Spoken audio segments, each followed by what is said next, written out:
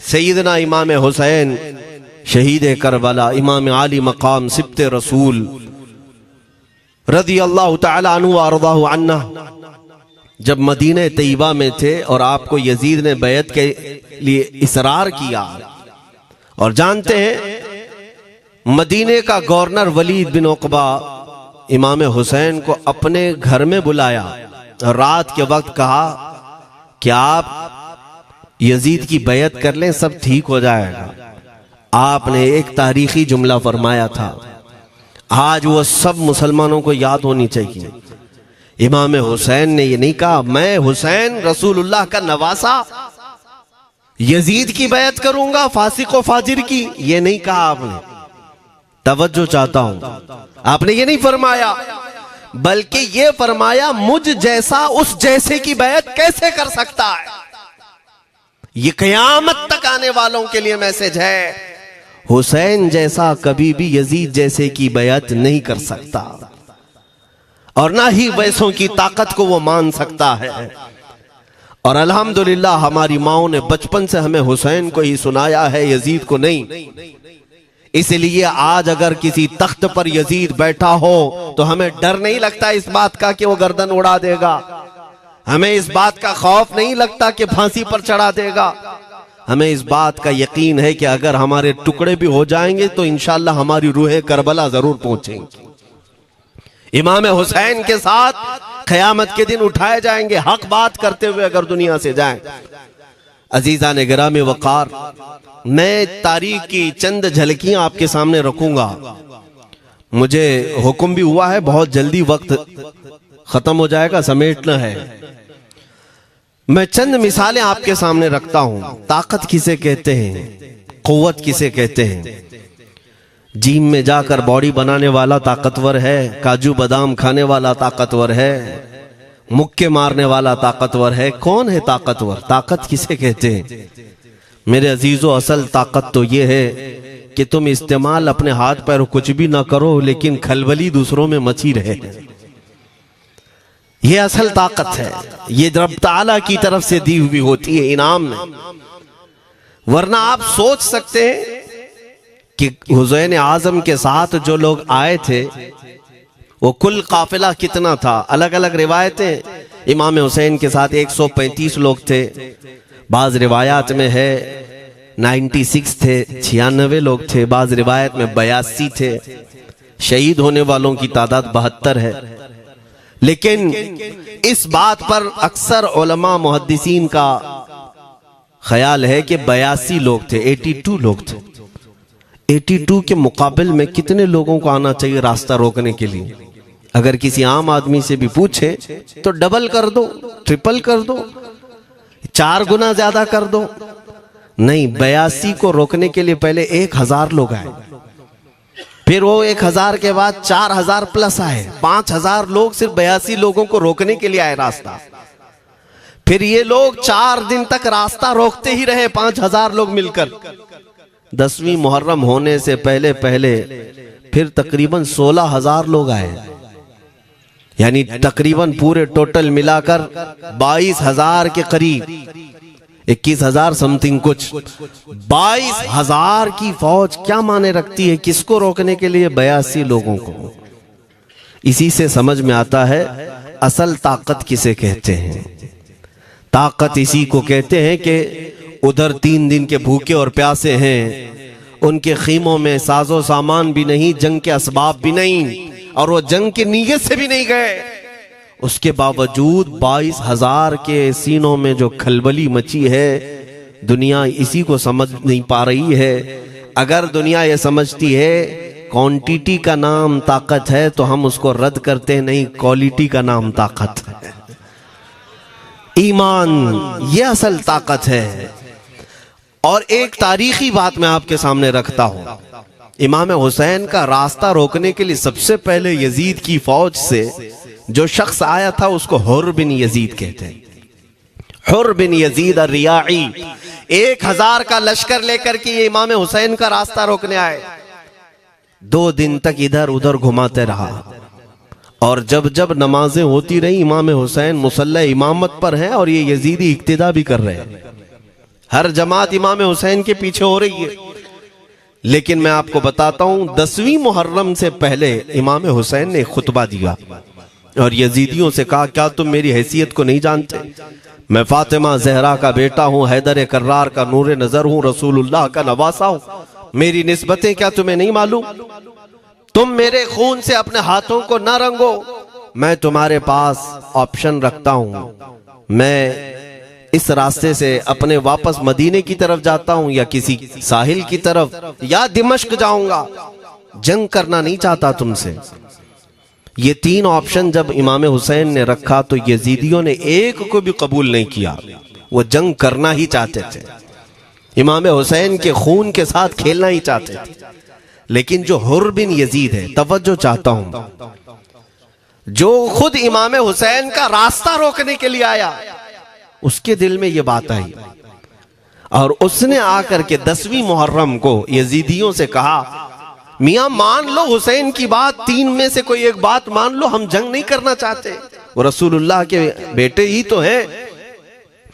तो सारे जो सिपह सालार बड़े बड़े थे, अम्र बिन साद, शिमर वगैरह, हुर बिन यजीद से कहने लगे, तुझे कौन कहता है फैसला करने के लिए? तू सिपाही है, 1000 की नफरी तेरे साथ दी गई है, बस अगर तुझे हमारे साथ रहना है तो मैदान में जमा रह, वरना चला जा, तू सुलह की बातें मत कर।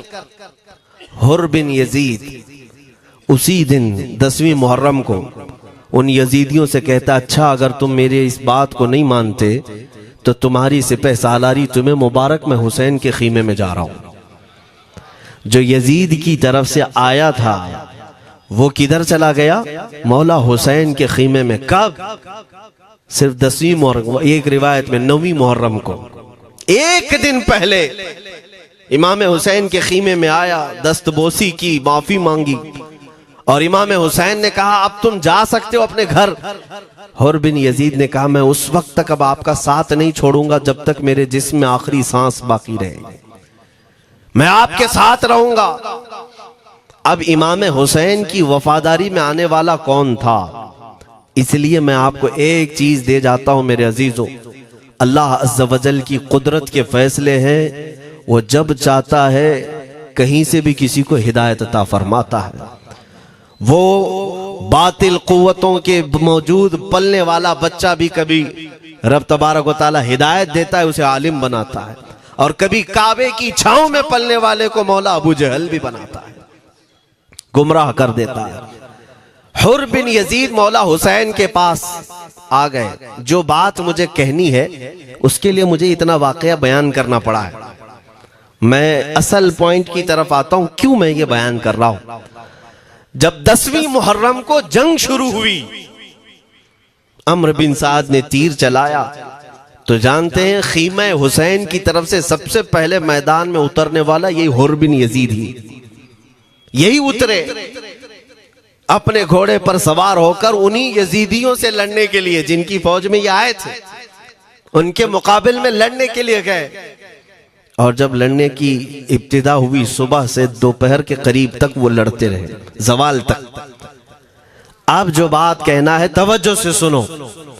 हुर बिन यजीद ने सुबह से लड़ाई की, बहुतों ने वहां पर मैदान जंग में मुकाबला आराइयां की हैं, लेकिन हुर बिन यजीद की जो लड़ाई है वो तारीख में लिखी हुई। आज उन्होंने यजीदियों के साथ जो जंग किया, कई घंटे जंग करने के बाद, जानते हैं तन्हा हुर बिन यजीद ने 120 यजीदियों को कत्ल किया। 120 की तादाद, एक घोड़सवार एक ही है, 120 को मार गिराया। उसके बाद जामे शहादत नोश किया।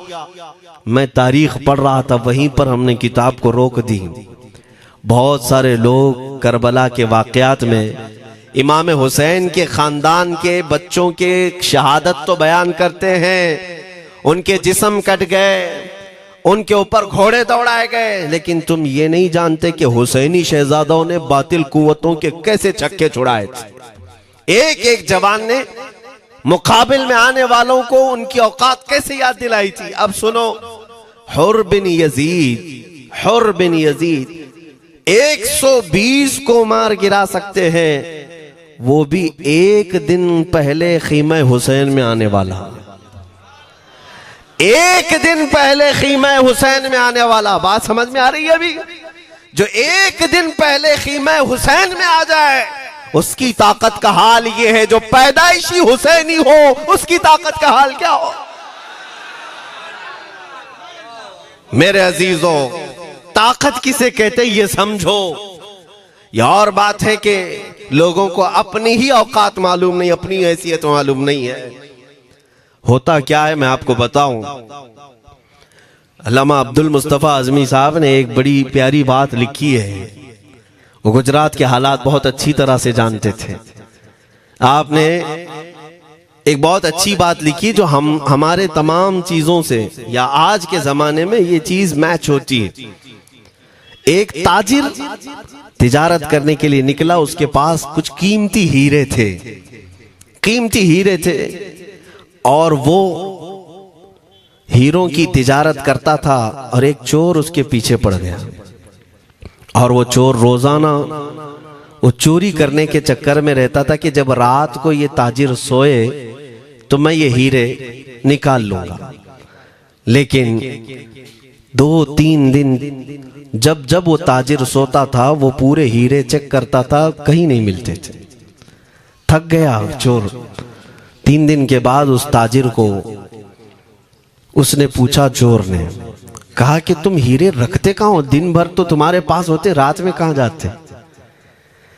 तो उस ताजिर ने कहा, अकल का अगर तू इस्तेमाल करता तो तुझे बात समझ में आती। रोजाना मैं तेरे ही जुब्बे में रात को ये हीरे रखकर खुद सो जाता था। वो अपना नहीं तलाश करता, इसका तलाश करता। बिला तशबीह हो बिला तमसील। मेरे अजीजों, तुम्हारे पास जो ताकत है तुम्हें उसका अंदाजा नहीं। तुम जो मोहब्बत मुस्तफ़ा सल्लल्लाहु अलैहि वसल्लम की शमा अपने सीने में रखते हो, मौला करीम का वादा है तुम्हारे साथ, काना हक्कन अलैना नस्रुल मोमिनीन। रब ताला फरमाता हमने अपने ऊपर लाजिम कर लिया है कि ईमान वालों की मदद करें। और हमने मदद देखी है, रब ताला की मदद देखी है। आज के इन हालात में मुझे बताओ, भौंकने वाले भौंक ही रहे हैं, बाकी तुम्हारा क्या बिगाड़ लिया, क्या तुम्हारा खराब किया? बस ये है कि तुम अपने अंदर खलबली मत मचाओ और ज्यादा खौफ और हिरास में मत जियो। अल्हम्दुलिल्लाह मुसलमान हैं, मोमिन हैं, किसी चोर कौम से तुम्हारा रिश्ता नहीं है। तुम दुनिया की उस अजीम कौम हो जो सिर्फ और सिर्फ अपने रब ताला के हुजूर झुकती है, और अपने रब तबारक व ताला के हुजूर ऐसे झुकती है। मैं चैलेंज के साथ कहता हूं, पूरी दुनिया में कोई कम्युनिटी, कोई कौम ऐसी नहीं है जो अपने खुदा को देखने के बाद ही झुकती है। जिसकी भी जाओ, उनके खुदाओं की तस्वीर वहां पर सामने होती तभी झुकते हैं। वो चाहे ईसाई हो, यहूदी हो, कोई भी हो, उन्होंने कोई ना कोई या मूर्ति बनाई है या तस्वीर बनाई है, तब वो झुकते हैं। तन्हा तुम ईमान वाले हो जो आज तक अपने खुदा को देखा नहीं लेकिन हर दिन सजदा करते हो, तुम्हारा ये ईमान है। और कुरान में शुरू में ही अल्लाह ताला ने जो तारीफ फरमाई सूरह बकरा में, युमिनून बिल गैब, अल्लाह फरमाता है ये वो लोग हैं जो गैब पर ईमान रखते हैं, देखा नहीं। और दुनिया में करोड़ों मस्जिदें होंगी, किसी मस्जिद में अल्लाह की तस्वीर है? किसी मस्जिद में? और या तुम्हें सलातो सलाम पढ़ने के लिए मेरे आका की तस्वीर देखने की जरूरत है? यही तो तुम्हारा ईमान है मेरे अजीजों।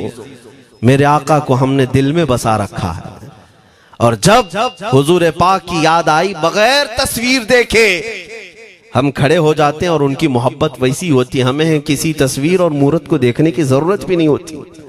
तुम्हारी खुसूसियात बहुत हैं। अल्लाह रब्बुल इज्जत ने तुम्हारी पेशानियों को महफूज रखा है, किसी अहरे गैरे के सामने झुकने नहीं दिया।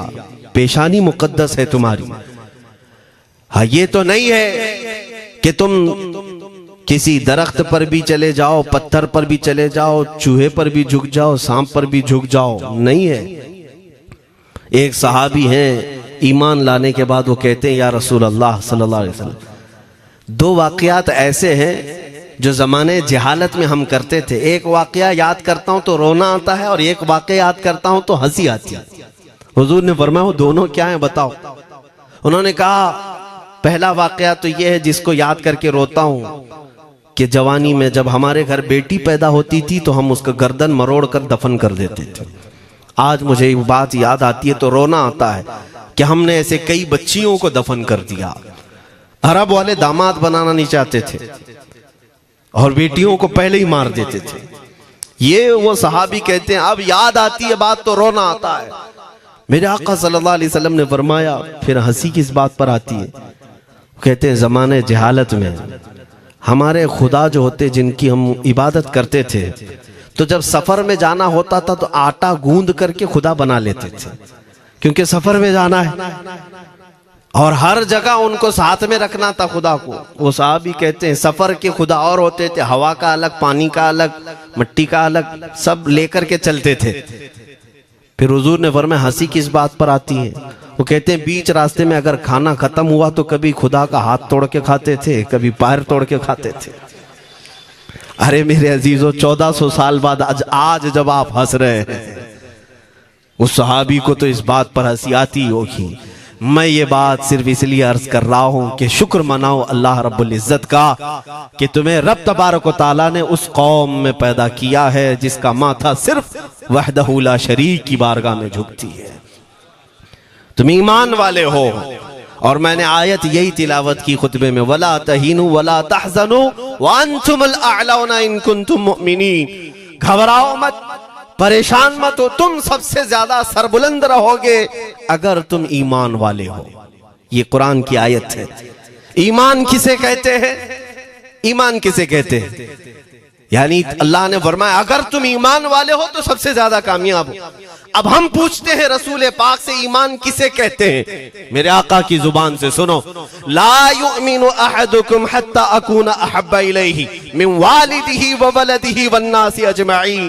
हजरत अनस से रिवायत है, हुजूर पाक सल्लल्लाहु अलैहि वसल्लम फरमाते हैं तुम में से उस वक्त तक कोई कामिल ईमान वाला नहीं हो सकता जब तक अपने वालिदैन, अपने बच्चे, अपने और सारे इंसानों से ज्यादा मैं उसके नजदीक महबूब ना बन जाऊं।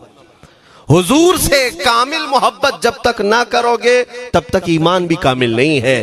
खुलासा कलाम यही है कि मोहम्मद से वफा तूने तो हम तेरे हैं, ये जहां चीज है क्या लौह कलम तेरे हैं। बस इसी बात पर आपको आना है। इकबाल भी ये कहता है मैं जर्मनी गया, यूरोप का सफर किया, वहां की तरक्कियों को देखा और वो लोग बहुत आगे बढ़ रहे थे। मैं इसीलिए सफर किया कि मैं वहां तहकीक करके आऊं, देखूं, अपनी कौम को आकर के मैं बताऊं मुसलमानों को कि किस फील्ड में तुम जाओगे तो कामयाब होंगे।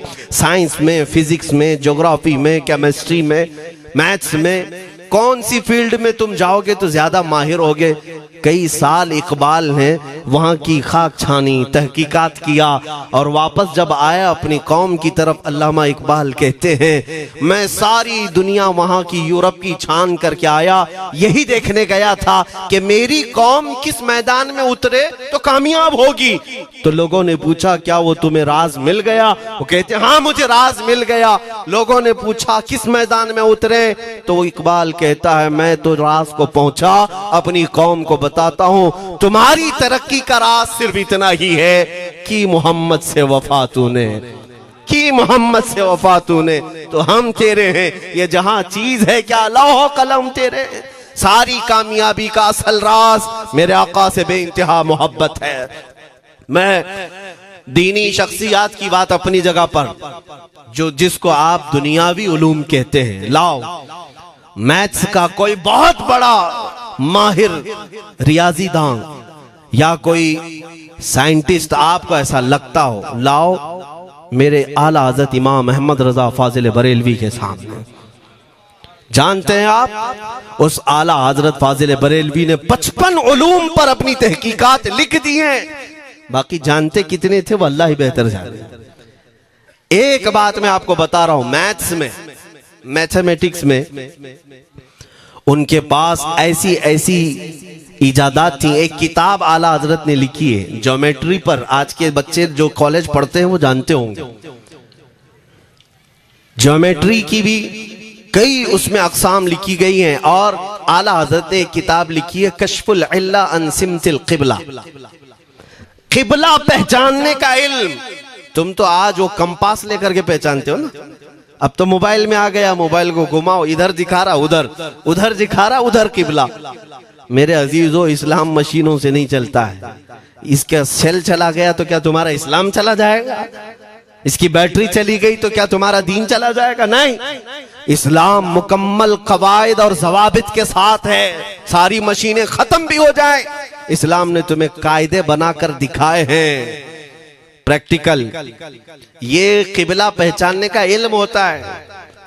शहर का तूलुल बलद अर्जुल बलद देखना होता है, बहुत सारी उसमें चीजें, उसकी सतह समंदर से ऊंचाई कितनी है, फिर सितारों को देखा जाता है, फिर पहचाना जाता है क़िबला, उसको हिसाब में लगाया जाता है। आला हजरत ने ये जो किताब लिखी पूरे 1400 साल में है, आला हजरत की ये किताब, जिसमें 10 कायदे खुद उन्होंने इजाद किए, उनसे पहले किसी ने नहीं लिखी, खुद उन्होंने इजाद किए।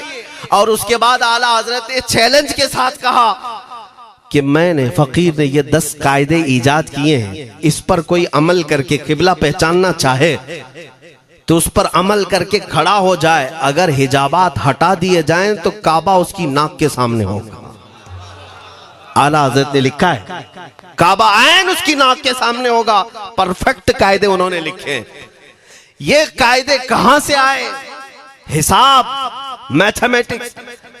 जो अलीगढ़ के प्रोफेसर अपने फंसे हुए मसाइल हल करने के लिए आला हजरत के पास आए, वाकयात आपने सुने होंगे। अब मैं आपसे कहता हूं, एक बहुत बड़े प्रोफेसर साहब अलीगढ़ के, वो लंदन या ऑक्सफोर्ड जा रहे थे या जर्मनी जा रहे थे कुछ मैथ्स के फंडे हल करने के लिए। आला हजरत के खलीफा ने उन्हें मशवरा दिया कि चले मौलाना अहमद रजा साहब बरेली में रहते हैं, उनसे बात कर लेंगे। पहले तो उन्होंने मजाक उड़ाया, मौलवी लोगों का काम है, प्रोफेसर जिसमें फंसा हुआ है।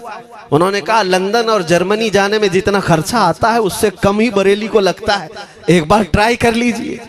वो आए आला हजरत के यहाँ, वो मौलाना सैयद सुलेमान साहब के कहने पर जब आला हजरत के पास आए, असर का वक्त था, अजान हो चुकी थी, आप मस्जिद की तरफ जा रहे थे। प्रोफेसर साहब से मुलाकात हुई। आला हजरत ने पूछा कैसे आना हुआ? उन्होंने कहा एक बहुत पेचीदा मसले में फंस गया हूं, मैथ्स का, रियाजी का, हिसाब का हल नहीं होता, इसके लिए मैं बाहर का सफर कर रहा था। आपके शागिर्द मौलाना सुलेमान साहब ने कहा कि आपसे मिलने। आला हजरत ने कहा दिखाएं क्या मसला है? उन्होंने कहा इतने शॉर्ट टाइम में ये हल नहीं होगा, नमाज के लिए आप जा रहे हैं। आला हजरत ने फरमाया फिर भी दिखाओ। आला हजरत को उन्होंने वैसे ही खड़े दिखाया। देखते ही आला हजरत ने उंगलियां रखी और कहा इसका यहां से, इसका यहां से, फलां का यहां से, इस तरह आप लगा करके देख ले, मैं असर की नमाज से फारिग होकर आता। वो प्रोफेसर साहब कहते हैं उन्होंने चुटकियों में यूं हल किया, मैं जब बैठ करके उस मसले को लगाया तो तुरंत 2 मिनट में वो मसला हल हो गया। अब जिसके लिए मैं ये वाकया अर्ज कर रहा हूं सुनो।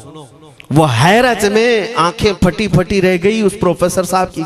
उधर नमाज होने के बाद आए आला हजरत, तो वो अश करने लगे। कहा मौलाना साहब मैं पहली मर्तबा देख रहा हूं कि मदरसे का कोई मौलवी मैथ्स के इतने टफ फंडे को हल कर लेता हो।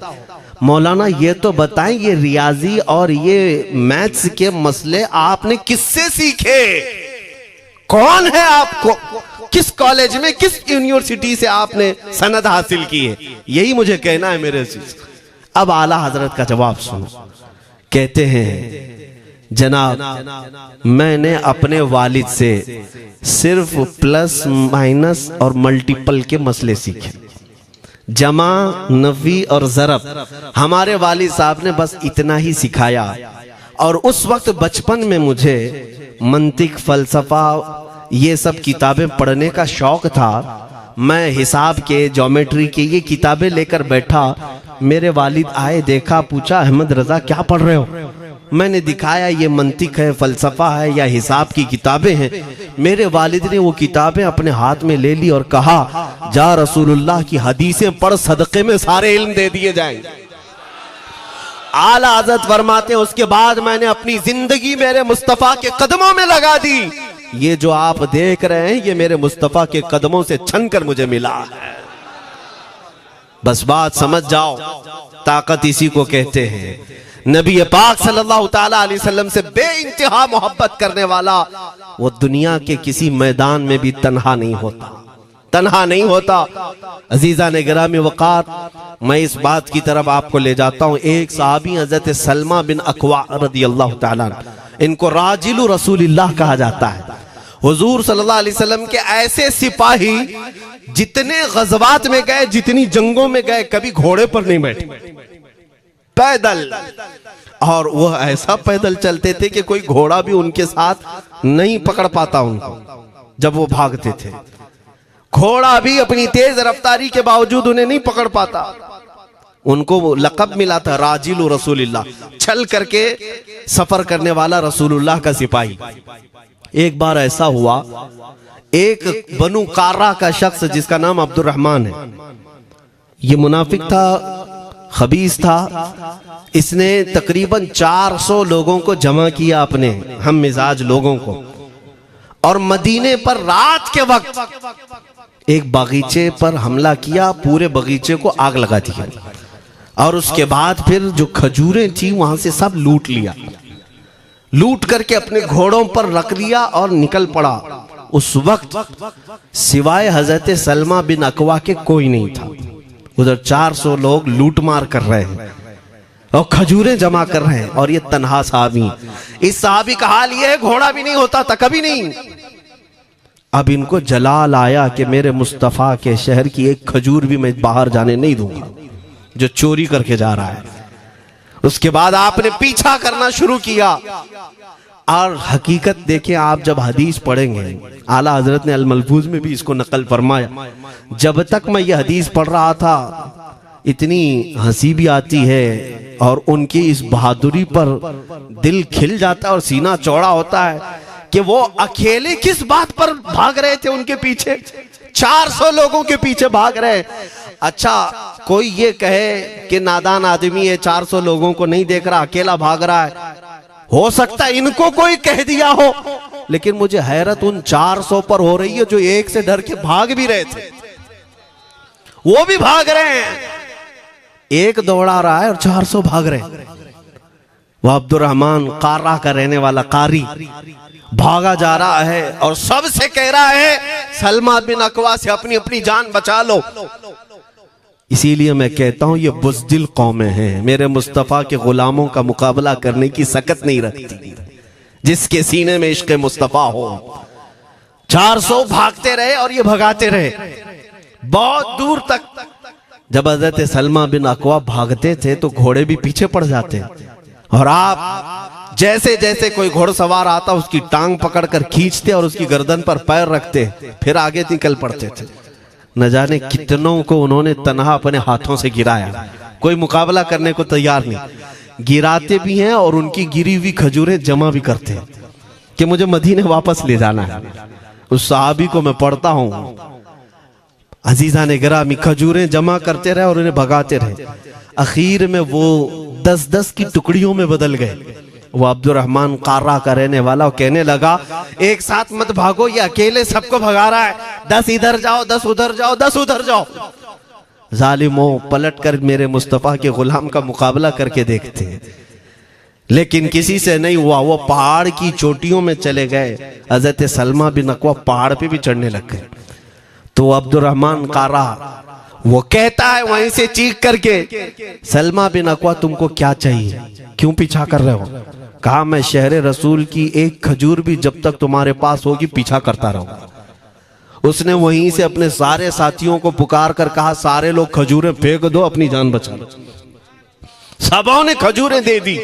हज़रत सलमा बिन अकवा पूरी खजूरें जमा की है, कितनों को रोनते हुए वापस आने लगे। जानते हैं, एक सहाबी और है हज़रत अबू क़तादा, जिनको फारिसु रसूलिल्लाह कहा जाता है। उनका घोड़ा दौड़ता हुआ, उनको दौड़ाता हुआ हजरत अबू कुतादा उस पर हैं और 10 लोग और साथ हैं। वो हजरत सलमा बिन अकवा की मदद के लिए आ गए। जब वो आए तो ये अक्सर को तो गिरा चुके थे, खजूरें ले भी चुके थे। हजरत अबू कुतादा 10 सहाबा के साथ जब आए, हजरत सलमा बिन अकवा की और मदद हो गई। अब ये मदीने आने लगे तो तवज्जो चाहता हूं। हजरत सलमा बिन अकवा ने पूछा, मैं तो अकेला दौड़ा रहा था, कोई मुझे न देखा था, ना ये वाकई की किसी को खबर थी, तुम यहां तक कैसे आए? तुमको किसने भेजा मेरी मदद के लिए? मुसलमानों याद रखो, मेरे मुस्तफा की वफादारी में जब कोई निकलता है तो कहां से मदद आती है अंदाजा भी नहीं होता। हजरत सलमा बिन अकवा ने उनसे पूछा अबू कुतादा से, तुम आए कैसे?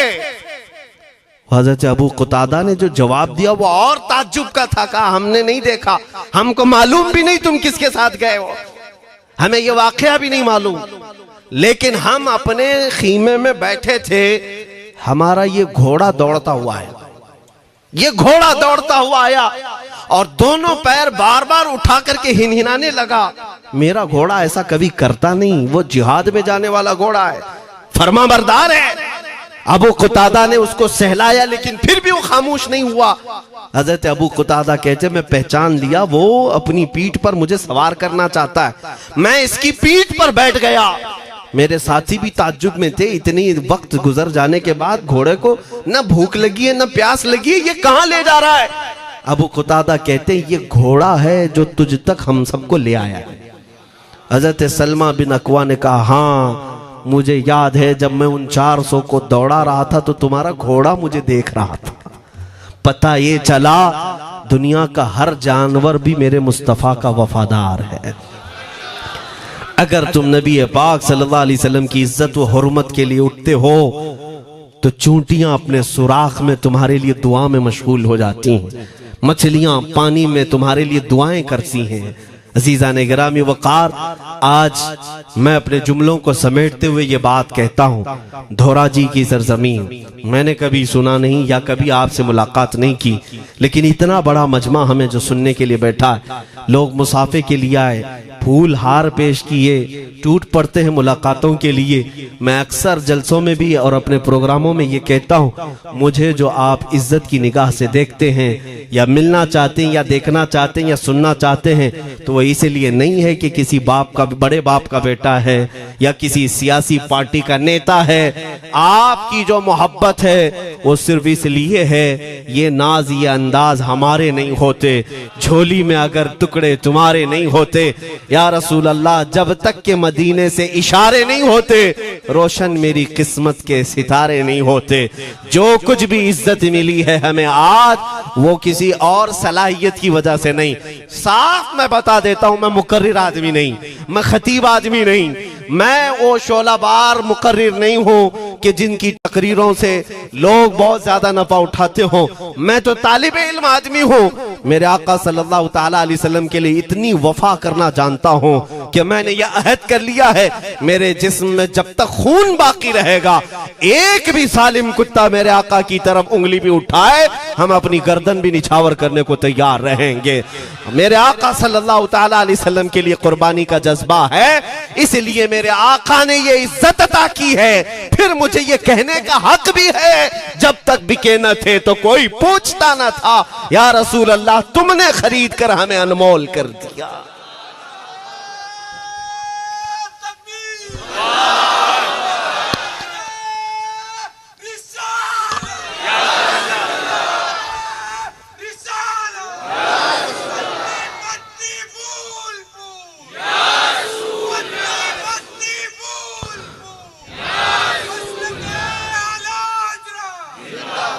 मेरे अजीजों, इस बात पर आज तुम्हारा इत्तिहाद होना है, आज तुम्हारा इत्तिहाद होना है। मैंने काफी इलाकों के दौरे की और देख लिए, लोग जो कहते हैं हम बिखरे हुए हैं, बटे हुए हैं, टुकड़ों में हैं, लेकिन मैंने सबको देखा, यकीनन फिरकों में भी बटे हैं, सिलसिलों में भी। हालांकि सिलसिलों में इख्तिलाफ होना नहीं चाहिए, जो सलासिल हक्का हैं वो सब मदीने तैयबा की नहरें हैं, इख्तिलाफात नहीं, लेकिन उसके बावजूद बटे हुए लोग हैं। एक दूसरे से मुसाफा नहीं करना चाहते, एक दूसरे के पीछे नमाजें नहीं पढ़ना चाहते, जो खाली सुन्नी होकर भी, ईमान वाले होकर के भी। मैं बहुतों से ये शिकायतें सुना कि हम में बहुत सारे इख्तिलाफात हैं, लेकिन इसका हल तकरीरें हैं, तहरीरें हैं, लोगों को समझाना है, इस्लाह करना है, सब करके देख लिया। लेकिन एक बात मैंने खुद प्रैक्टिकल देख लिया कि 1000 टुकड़ों में क्यों ना बटे हों, लेकिन मेरे मुस्तफ़ा का नाम आ जाए तो हर कोई मुत्तहिद नजर आता है। ये हमने देख लिया है, ये हमने देख लिया है। किसी भी पीर से बैत क्यों ना हो, मैं दूसरों की बात नहीं करता, लेकिन मैंने पूरे हिंदुस्तान के कोने कोने में देखा है जाकर के, किसी भी सुन्नी सहीहुल अकीदा पीर से बैत क्यों ना हो, अगरचे उसके आपस के झगड़े हों, लेकिन हमने एक मजमे में मुझे सुनने वालों को, ऐसे इख्तिलाफ वालों को भी देखा, दोनों सुन रहे हैं, लेकिन जब हमने पूछा मेरे मुस्तफ़ा करीम की इज्जत पर बात आए तो तुम में से कौन खड़ा हो सकता है, हर इख्तिलाफ रखने वाला भी ये कहता है, या रसूल अल्लाह, ये जिस्म भी तुम्हारा, ये जान भी तुम्हारी, करूं तेरे नाम पे जान फिदा, न बस एक जान दो जहां फिदा, दो जहां से भी नहीं जी भरा, करूं क्या करोड़ों जहां नहीं। ये हर एक का नारा है। इससे पता ये चला कि आज तुम सबको अगर कोई चीज जोड़ सकती है तो नाम मोहम्मद है, मेरे मुस्तफ़ा करीम सल्लल्लाहु अलैहि वसल्लम की मोहब्बत है। गुंबदे खजरा की छांव में सबको जमा करो, इंशाअल्लाह अज़ीज इत्तिहाद बरकरार रहेगा। असल की तरफ नजर रखो, बादशाह की तरफ नजर रखो। बाकी जितने वली हैं, जितने पीर हैं, सब वजीर हैं, सब वजीर हैं। बादशाह सिर्फ मेरा मुस्तफ़ा है। नबी पाक सल्लल्लाहु ताला अलैहि वसल्लम को हम शहंशाह तस्लीम करते हैं। लिहाजा अगर बादशाह की तरफ नजर होगी तो तुम्हें शैतान ये इस तरह की लड़ाइयों में नहीं रखेगा, वो कामयाब नहीं हो सकेगा। तुम सबका मिशन अगर मेरे मुस्तफ़ा की इज्जत और उनकी नामूस हो जाए, हुजूर अकरम सल्लल्लाहु ताला अलैहि वसल्लम की तरफ हमने देखा है बड़े बड़े इख्तिलाफात खत्म हो जाते हैं। हजरत अबू ज़र ग़िफ़ारी, हजरत बिलाल हबशी, दोनों में झगड़ा हो गया था, तकरार हुई। हजरत अबू ज़र ग़िफ़ारी ने सिर्फ हजरत बिलाल को गुस्से में आकर कहा, काली औरत के बेटे, या इब्न उम्मी सौदा। ये तकरार में हो जाता है। हजरत बिलाल को ये बात लग गई, थे तो काले, लेकिन सहाबी ने कहा था काली औरत के बेटे। हुजूर के पास जाकर अर्ज किया, या रसूल अल्लाह, अबू ज़र ने मुझे आज यूं कहा, अबू ज़र ने मुझे आज यूं कहा, काली औरत के बेटे। मेरे आका सल्लल्लाहु अलैहि वसल्लम को जला लाया, बाहर आए, बुलाया, अबू ज़र कहाँ है? आए। हुजूर पाक ने उनको मुखातिब करके सिर्फ इतना फरमाया, अफीकल जाहिलिया, अभी तक तुम्हारे अंदर पुरानी जाहिलियत बाकी है? 3 बार पूछा और उसके बाद मेरे आका चले गए, कुछ नहीं फरमाया। पुराने जमाने की काफिरों की जाहिलियत अभी बाकी है, जो माँ के नाम से लोगों को गालियां देते या पुकारते थे। हजरत अबू ज़र ग़िफ़ारी को इतनी बात लग गई कि मेरे आका मुझसे रूठ गए, मेरे आका के दिल पर यह बात लग गई। तो उन्होंने ये नहीं किया कि देखा जाएगा बाद में क्या होगा, नहीं, सीधे मस्जिद नबवी में हजरत बिलाल को ढूंढने के लिए आए। कहाँ है? हजरत बिलाल मिल गए तो उनका हाथ पकड़ करके लाए। अबू ज़र ग़िफ़ारी जमीन पर लेट गए, सो गए। कहा है बिलाल, मुझे माफ कर दे, मैंने तुझे सख्त जुमला कहा, मुझे माफ कर दे। हजरत बिलाल ने कहा, ठीक है, मैंने माफ कर दिया, हो गई बात। लेकिन हजरत अबू ज़र ग़िफ़ारी ने कहा, नहीं, मेरा दिल इस पर सुकून नहीं मानेगा। एक काम करो ए बिलाल, तुम अपना ये पैर मेरे चेहरे पर रगड़ो, ये तुम्हारा तलवा जिसको मैंने काला कहा था, उसी तलवे से मेरे चेहरे पर तुम रगड़ो, ताकि मुझे मेरी हैसियत पता चल जाए। हजरत बिलाल क्या उनकी बात पर अपना पांव उनके चेहरे पर रगड़ देते? दोनों हाथों से उनको जमीन पर उठाया और सीने से सीना लगाया। कहा है अबू ज़र, कैसी बात करते हो? जिस आका के तुम गुलाम हो, उसी आका का मैं भी गुलाम। मैंने ये तारीख में पढ़ा है, अगर सख्तियों को कोई चीज जोड़ सकती है तो वो मेरे आका की मोहब्बत है और मुस्तफा करीम की मोहब्बत है। तुम्हारे सीने चौड़ा कर देगी, तुम्हारा दिल कुशादा कर देगी, तुम अपनों को एक्सेप्ट करने लग जाओगे अपने नबी की निस्बत पर। हाँ, एक बात याद रखें, मैं ये सिर्फ मेरे आका की निस्बत वालों के लिए कह रहा हूं, बाकी हमारा अकीदा तो ये है, नबी से हो जो बेगाना उसे दिल से जुदा कर दे, पिदर मादर बिरादर जानो माल उन पर फिदा कर दे। हम उसको मानते ही नहीं, चाहे बापों की माँ हो जो मेरे नबी को नहीं जानता, जो मेरे आका की अजमत को नहीं पहचानता, मैं उनके बारे में नहीं कहता। हाँ, हमारे एक उस्ताद बुजुर्ग उन्होंने फरमाया था कि बेटा बात करने का लहजा नरम रखना हमेशा।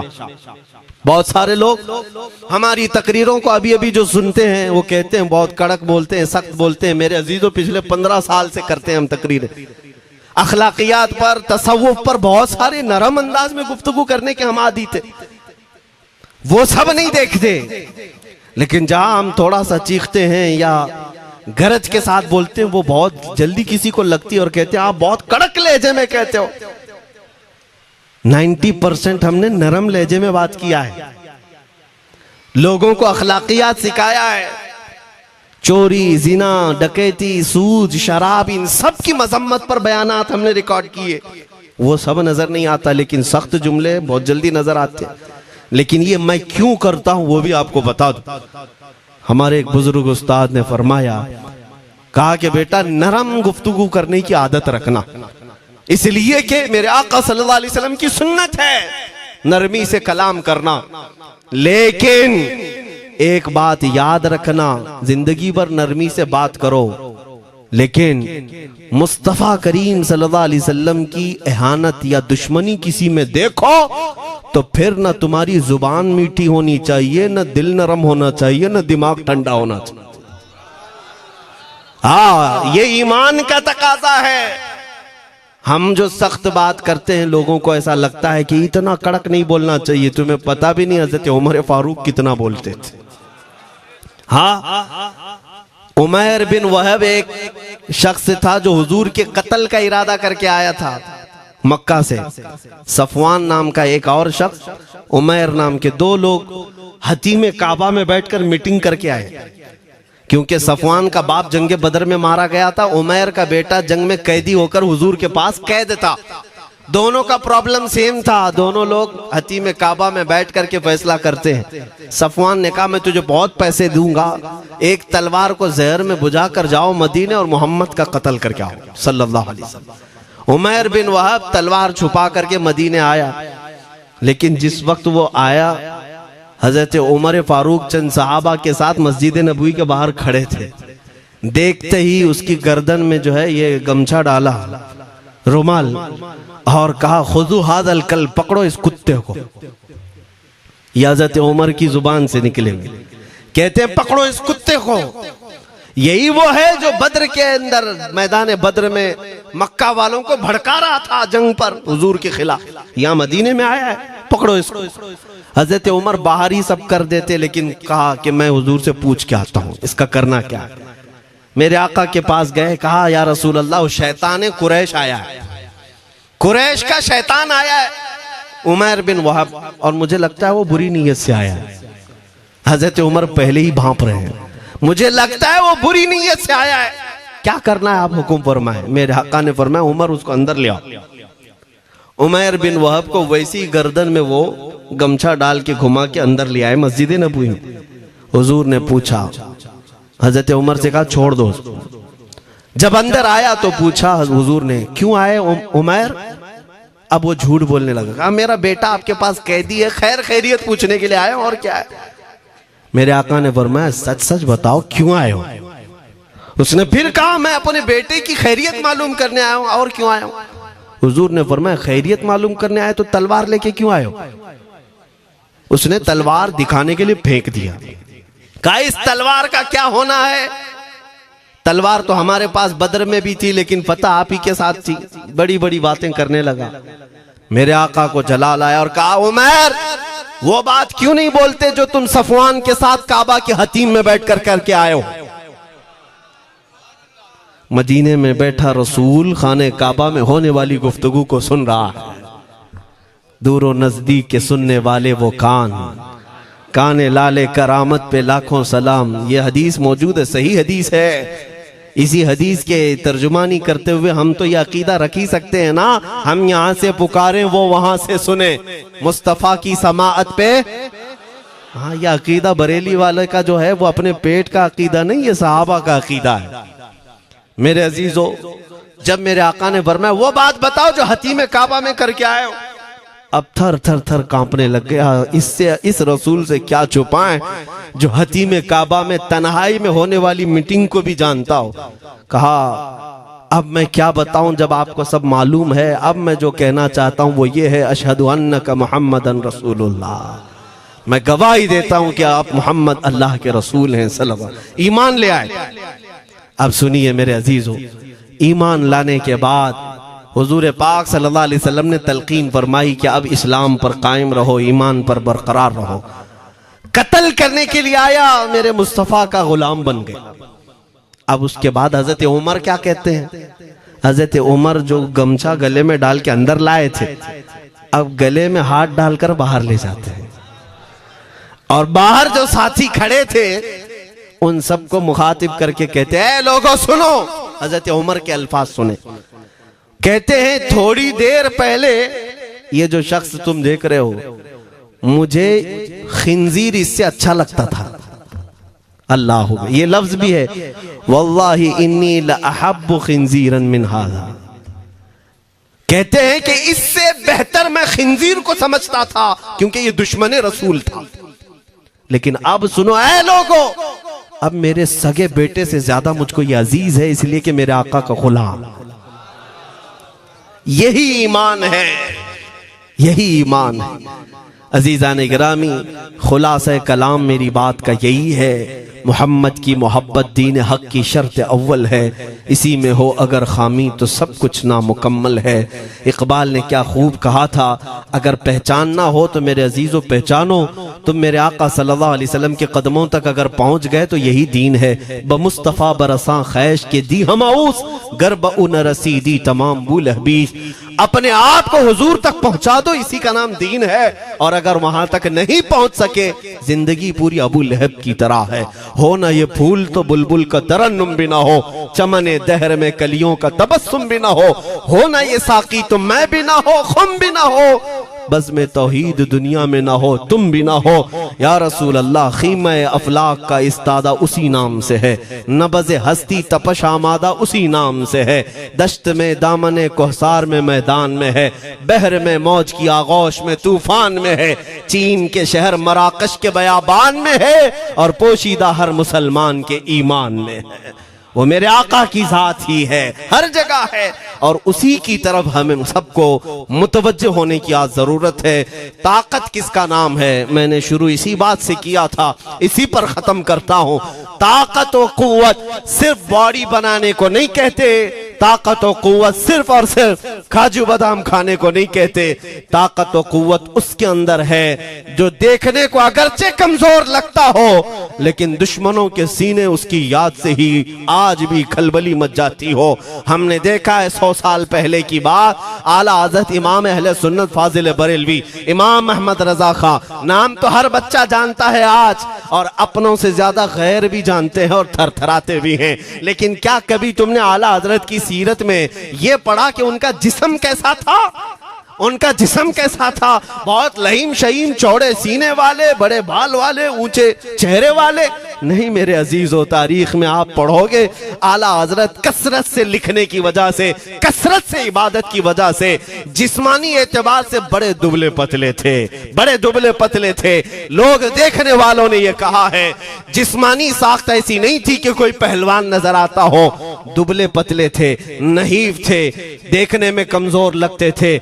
लेकिन मजाल है जब वो आशिक रसूल का कलम चलता था, कलम चलता था, और वो भी यूं पुकार कर कहता था, ये रजा के नेज़े की मार है, क्यादू के सीने में गार है, किसे चारा जोई का वार है, कि ये वार वार से पार है। और फिर उन काफिरों को कहा था उस इमाम अहले सुन्नत ने, किल के रजा है खंजरे खूंखार बरकबार। ये कोई दावा नहीं कर सकता आज। किल्क किसको कहते हैं समझा भी देता हूं मैं आपको। किल के रजा, आला हज़रत अपने कलम को कह रहे हैं, किल्क मतलब कलम, रजा का कलम कैसा है? खंजरे खून खार बरकबार, यानी खून पीने वाला खंजर और चमक पैदा करने वाली जो बिजली होती है। आला हज़रत बड़े नरम दिल भी थे, रहम दिल भी थे। अपनों को जब नवाजते थे तो बेहिसाब नवाजते थे। आजिजी ऐसी कि बच्चों से भी माफी मांगते, आजिजी ऐसी।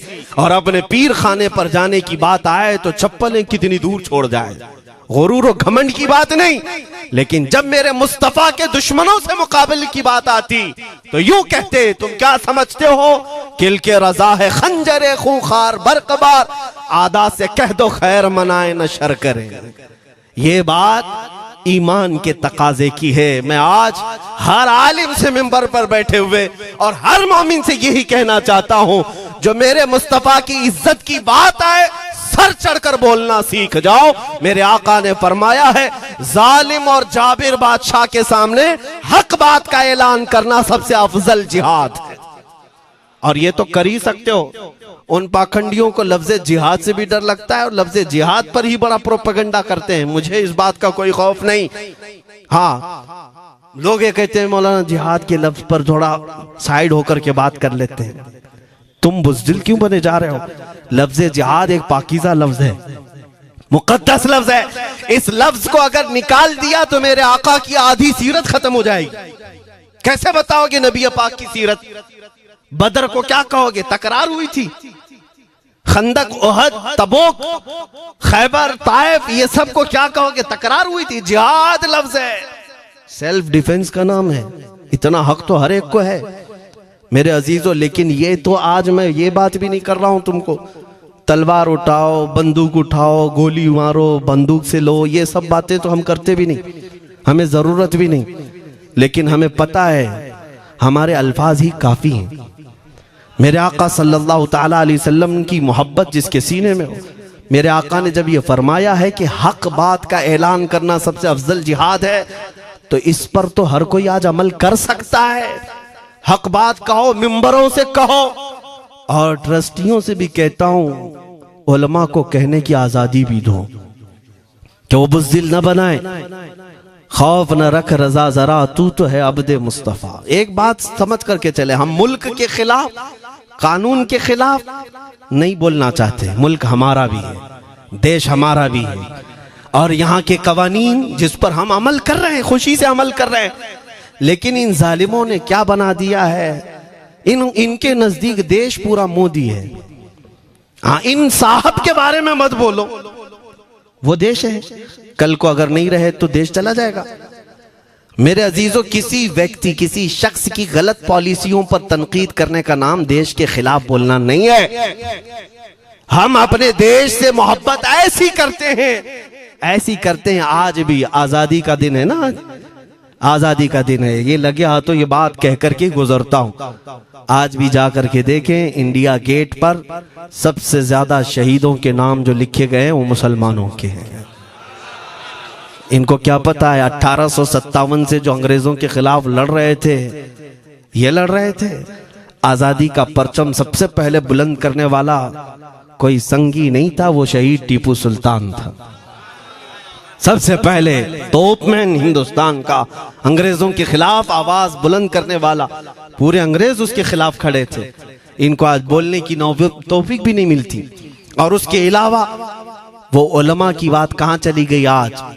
अंग्रेज तारीखदान ने लिखा है कि सबसे ज्यादा हमें खतरा हिंदुस्तान में मुसलमानों से था, और हमने दिल्ली से लेकर कश्मीर तक कोई एक झाड़, कोई एक दरख्त बाकी नहीं था जिसमें हमने एक आलिम को लटकाया नहीं था फांसी पर। जिनकी तादाद गिनी गई है तो तकरीबन 26,000 उलमा को इन्होंने फांसी दी थी, दिल्ली से लेकर कश्मीर तक। मुझे बताओ, जजीरा अंडमान निकोबार में किसको भेजा इन्होंने? मौलाना फजल हक खैराबादी, इनायत अहमद काकोरवी, ये तमाम वो लोग हैं। अल्लामा इनायत अहमद काकोरवी, जिनकी किताब आज तकरीबन हर मदरसे में पढ़ाई जाती है, इल्म उस्सिक़ा। ये किताब यहाँ चटाई पर बैठकर लिखी हुई नहीं, उस जेल की दीवारों पर लिखी हुई किताब। उसको पढ़ करके आज बच्चे आलिम बनते, हम भी पढ़े। ये वो लोग हैं जिनको सिर्फ और सिर्फ हक बात कहने की बुनियाद पर जिंदगी भर जेल में डाल दिया गया। आज ढूंढ करके निकालो मौलाना फजल हक खैराबादी का मजार कहाँ है, और अंडमान निकोबार में। जहां काला पानी की सजा दी जाती थी। किफायत अली काफी का नाम सुना है मेरे अजीजों? ये नाम का जिक्र आना तो हक बनता है आज की रात जरूर। मुरादाबाद शहर का वो आलिम रब्बानी, वो सिर्फ और सिर्फ मुजाहिद आजादी नहीं बल्कि फना फिर रसूल भी था। आप इसी से अंदाजा लगा लें, आला हजरत जैसा आशिक, हदायके बख्शिश लिखने वाला। आला हजरत के अशार तो पता है ना, इमामुल कलाम कहते हैं। आला हजरत की नातों को इमामुल कलाम कहते हैं। सारे कलामों का इमाम आला हजरत की नाते हैं। पढ़ करके देख लो, वजद आ जाए हुजूर की नाते। लेकिन उस आला हजरत से पूछा गया, आप किसकी नाते पसंद करते हैं? आला हजरत फरमाते हैं, मैं सिर्फ दो ही लोगों की नाते सुनता हूं, या तो हसन रजा बरेलवी की या अल्लामा किफायत अली काफी की। आला हजरत जिसकी नाते सुनते हो, इसी से अंदाजा कर सकते हो किफायत अली काफी कौन थे। मैं अक्सर जगहों पर इनका तस्करा करता हूं ताकि बच्चों के जहनों में ये बात मुंतकिल हो जाए। अब मैं आपको बताऊं, उनकी जुबान में अल्लाह ने वो ताकत दी थी कि वो जब इश्क रसूल पर बोलते थे तो हजारों का मजमा रोने लगता था, उनकी तरफ आ जाते। और अंग्रेजों को ये बात कतान पसंद नहीं थी। उन्हें कई तरह से गिरफ्तार करने की कोशिश की गई। आखिरकार एक मुनाफिक के जरिए से मौलाना किफायत अली काफी को गिरफ्तार करने के लिए अंग्रेज आए। कितने जानते हैं? 3000 लोग आए एक आलिम को गिरफ्तार करने। हमेशा कुत्ते झुंड में ही आते हैं। हाँ, मॉब लिंचिंग भी जो है ना, कुत्ते झुंड में ही करते हैं। किफायत अली काफी रहमतुल्लाह अलैह को गिरफ्तार करके ले गए दारुल इमारत में। अंग्रेजों ने रात के वक्त किफायत अली काफी के कपड़े खोले और उनके जिस्म पर गर्म स्त्री फेरी। स्त्री से पूरा दागते थे और जब चमड़ी जल जाती थी तो उस पर नमक छिड़कते थे। हफ्ता भर तक अल्लामा किफायत अली काफी को उन्होंने ये दर्दनाक सजाएं दी। बीच में कई मर्तबा उनको सामने ऑफर रखा, तुम बदल लो अपनी बातें, छोड़ दो अपनी इस कौम को वरगलाना, छोड़ दो ये सब जो तुम तकरीरें करते हो, हम अपने हुकूमत में तुम्हें ले लेंगे, वजीफा भी देंगे, ओहदा भी देंगे। किफायत अली काफी रहमतुल्लाह अलैह ने फरमाया, तुम गलत जगह हाथ मारे हो। हाँ, ये वो जगह नहीं है जहां से 500 पाउंड लेकर के कौवा भी हलाल कर दिया जाए, हर चीज जो है तुम्हारे हिसाब की बना दी जाए। ये वो जगह नहीं है। किफायत अली काफी रहमतुल्लाह अलैह ने कहा, मेरा दीन इतना सस्ता नहीं है, इतना सस्ता नहीं है। उसके बाद उन्होंने कहा, तो फिर तुम मरने के लिए तैयार रहो। कहा, खुशी से। 8 दिन के बाद उनको एक चौराहे पर ले जाकर फांसी का फंदा लगाया गया और पूरे मजमे में आपको फांसी के लिए चढ़ाया गया। अंग्रेजों ने पूछा था, कोई आखिरी वसीयत है तुम्हारी, कोई आखिरी ख्वाहिश है तो बता दो लोगों में। फांसी पर चढ़ने वाला ये कहता होगा, मेरी बीवी से मिल लूं, बच्चों से मिल लूं, जायदाद प्रॉपर्टी की वसीयत कर दूं, मेरे बाद कौन बैठेगा वो कह दूं। लेकिन किफायत अली काफी की बात पर कुर्बान जाओ। उस भरे मजमे में कहते, हाँ मेरी आखिरी ख्वाहिश एक ही है, एक बार नाते रसूल पढ़ लूं। अल्लाह अल्लाह, एक बार नाते रसूल पढ़ लूं। उन्होंने कहा, ठीक है, तुम्हारी इस ख्वाहिश का हम अदब करते हैं, कर लो। किफायत अली काफी रहमतुल्लाह अलैह फांसी के फंदे पर चढ़ने से पहले क्या मगन होकर के गुनगुना रहे थे। यूं कह रहे थे, कोई गुल बाकी रहेगा न चमन रह जाएगा, पर रसूलुल्लाह का दीने हसन रह जाएगा। अतलसो कम ख्वाब की पोशाक पे नाजा न हो, इस तने वे जान पर खाकी कफन रह जाएगा। सब फना हो जाएंगे हश्र तक काफी, वो लेकिन नाम हजरत का जुबानों पर सुखन रह जाएगा। ये नाते पाक गुनगुनाते हुए चढ़ गए फांसी के फंदे पर। लोगों ने देखा फांसी तो लगी लेकिन लबों पर उसी तरह की मुस्कुराहट थी। क्यों? ये राज है मेरे अजीजों, मरने वाला ही जानता है। फंदा बाद में लगता है, आमिना का लाल पहले तशरीफ लाता है। मौत का दर्द उसे क्या होगा जो जमाले मुस्तफा देख रहा हो, मेरे आका सल्लल्लाहु ताला अलैहि वसल्लम की तरफ महव हो। अब सुनो, मैं ये बात क्यों कह रहा हूं, तुम इन बातों से घबराना नहीं, इन बातों से डरना नहीं कि कल को अगर आपके मिंबर पर बैठकर खिताब करने वाला ये आपका गुलाम मर जाता है, कट जाता है, कोई मुझे मार देता है, तो इस बात का यकीन रख लेना, दीन रुकेगा नहीं। और मेरे आका सल्लल्लाहु अलैहि वसल्लम के नामूस और उनकी इज्जत में कोई कमी आने वाली नहीं। हमारे मर जाने से कुछ नहीं होना है, इसलिए कि हर सुन्नी बच्चा जानता है इस्लाम जिंदा होता है हर करबला। हम मरने के बाद इस बात का यकीन रखते हैं, अगर हमारी मौत हो गई इस रास्ते में तो इस्लाम की आबियारी होगी, इस्लाम और फूलेगा फलेगा। और हुआ यही, किफायत अली काफी को फांसी का फंदा देकर 8 दिन तक जश्न मनाया था अंग्रेजों ने। जब मौलवी चला गया जो लोगों को तकरीर करता था, हजारों का जमा करता था, हुजूर अकरम सल्लल्लाहु अलैहि वसल्लम की मोहब्बत की बातें करता था, चला गया, हमने फांसी दे दी। लेकिन इन जालिमों को मालूम नहीं मेरे खुदा का कानून क्या है, कुदरत खुदाबंदी का कानून क्या है। मुरादाबाद शहर में ये किफायत अली काफी को 1857 के पहले फांसी दे रहे हैं, और उसी साल मुरादाबाद के करीब बरेली शहर में अल्लाह ताला अहमद रजा पैदा कर रहा है। तुम एक आशिक को फांसी दिए, हुजूर पाक के चाहने वाले को तुमने फांसी देकर ये समझा कि आप खत्म हो गया इश्क की बातें करने वाला। लेकिन कुर्बान जाओ मोहब्बत मुस्तफा पर, मेरा रब ऐसे इन मक्कारों के मकर को फेरता है कि फौरन अल्लाह ताला ने ऐसा आशिक पैदा किया कि फिर बरेली की तरफ से उठने वाली आवाज एक शहर में, एक बस्ती में नहीं, दुनिया के कोने कोने में पहुंच गई। आज 100 साल हो गए उस मर्दे कलंदर इमाम अहले सुन्नत को दुनिया से गए हुए, लेकिन हर मस्जिद की मिंबर और मेहराब आवाज देती है मुस्तफा जाने रहमत पे लाखों सला, शमे बज़ में हिदायत पे लाखों सला। और फिर हमारे बच्चे भी ये आज कह जाते हैं, डाल दी कल्ब में अज़मत मुस्तफा, सय्यदी आला हजरत पे लाखों सला। ये निजाम है मेरे मौला का, एक चिराग तुम बुझाओगे मौला 100 चिराग रोशन फरमाएगा। हाँ, इंशाअल्लाहुल अज़ीज़ इस बात पर हम सबको जमा होना है। अल्लाह करीम हमें हमारी खोई हुई ताकत व कुव्वत अता फरमाए। आप रब तबारक व तआला की बारगाह में ये दुआ करें कि ऐ रब्बे जुल जलाल, जब तक जिंदगी बाकी है मौला मुझे तेरे नबी के वफादारों में शुमार फरमा।